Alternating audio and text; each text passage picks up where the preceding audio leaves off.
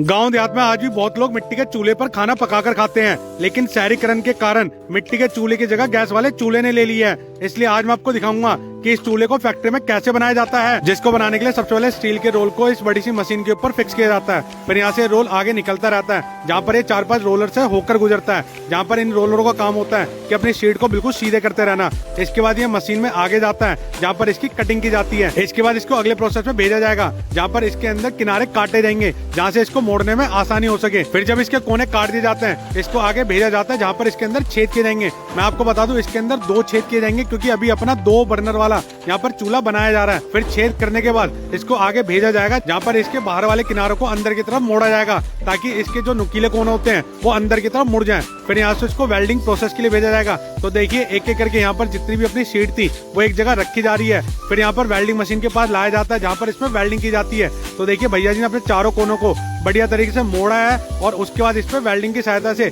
बढ़िया तरीके से वेल्डिंग कर दी है, जिसकी वजह से बहुत मजबूत तरीके से जॉइंट हो जाता है। और जब अपना चूल्हा अच्छे तरीके से जॉइंट हो जाता है, फिर इसके अंदर 4 एंगल कोने कोने पर लगाए जाते हैं और उसको बढ़िया तरीके से वेल्ड कर दिया जाता है, क्योंकि उसकी सहायता से अपना चूल्हा और ज्यादा मजबूत हो जाता है। फिर यहाँ पर इसको और ज्यादा मजबूत बनाने के लिए इसके अंदर एक सिंगल एंगल लगाया जाता है, जिसकी वजह से ये और ज्यादा मजबूत हो जाता है और इसी के ऊपर अपना बर्नर भी फिट हो जाता है। तो देखिए, अब यहाँ पर अपना चूल्हे का फ्रेम पूरे तरीके से बनकर तैयार हो चुका है। अब इसके और भी पार्ट्स बनाए जाएंगे, जैसे इसका अगला पार्ट बनाया जाएगा पैन सपोर्टर, और इसी पैन सपोर्टर की सहायता से आप इसके ऊपर अपने कुकर रखते हैं, कढ़ाई रखते हैं, बर्तन रखते हैं, जो इसी की वजह से टिके रहते हैं। तो देखिए, पैन सपोर्टर के अंदर यहाँ पर 4 सपोर्ट भी अलग से लगाई जाती हैं, जिसके ऊपर अपना बर्तन टिकता है। अब यहाँ पर अपना जो फ्रेम होता है, अभी ये स्टील का होता है। अब इसको और ज्यादा सुंदर बनाने के लिए और इसकी लाइफ को लंबा करने के लिए इसके ऊपर पेंट का कार्यक्रम किया जाएगा, जिसके लिए यहाँ पर पाउडर कोटिंग की जाती है। तो देखिए, स्प्रे गन की सहायता से बढ़िया तरीके से पाउडर कोटिंग करने के बाद इसको भट्टी के अंदर डाल दिया जाएगा, ताकि जितना भी अपना पेंट होता है वो बढ़िया तरीके से अपने फ्रेम के ऊपर चिपक जाए और ज्यादा मजबूत हो जाए। तो देखिए, अब यहाँ पर अपना फ्रेम भी बनकर तैयार हो चुका है और जितने भी इसके पार्ट्स थे वो बनकर तैयार हो चुके हैं। अब इसको असेंबली के लिए लाया जाएगा। तो देखिए, असेंबल करने के लिए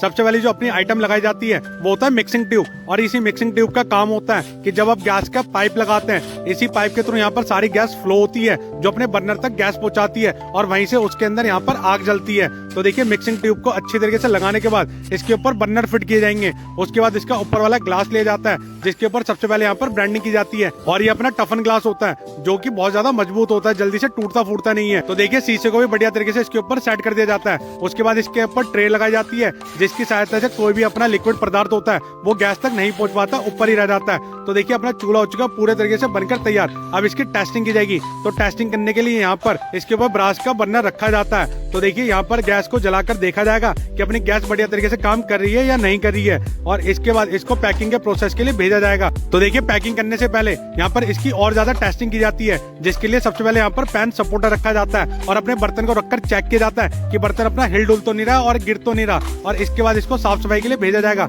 जहाँ पर ये दीदी जी एक साफ सुथरा कपड़ा लेंगी, क्योंकि भैया मैन्युफैक्चरिंग के अंदर बहुत ज्यादा गंदगी होती है, धूल मिट्टी होती है। तो जितनी भी धूल मिट्टी होती है उसको बढ़िया तरीके से कपड़े की सहायता से साफ कर दिया जाता है। इसके बाद इसके जितने भी पार्ट्स होते हैं वो यहाँ पर इसके साथ बांध दिए जाते हैं। फिर इसको साफ सुथरी पॉलिथीन में डालकर एक डब्बे में डालकर पैक कर दिया जाता है और आपके आसपास के मार्केट तक पहुंचा दिया जाता है, जहाँ से आप इसको बड़ी आसानी से खरीदते हैं। तो आज मैंने आपको दिखाया कि मामूली सा गैस चूल्हा फैक्ट्री में